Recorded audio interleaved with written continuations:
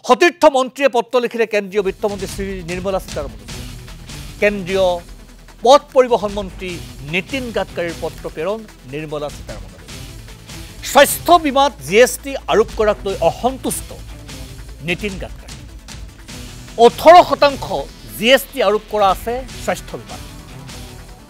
এই 18% GST প্ৰত্যাহাৰৰ অনুৰোধ কেন্দ্ৰীয় বিত্তমন্ত্ৰী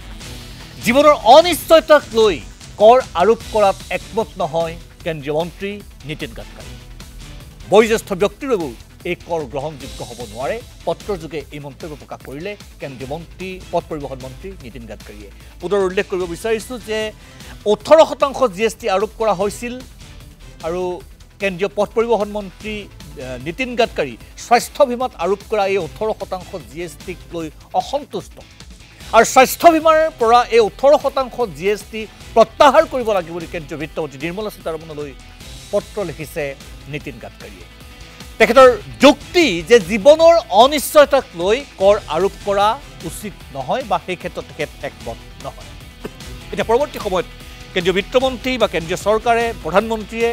পথ পৰিবহণ মন্ত্ৰী তথা বিজেপিৰ জ্যেষ্ঠ নেতা নীতিন গাডকাৰীৰ এই পত্ৰৰ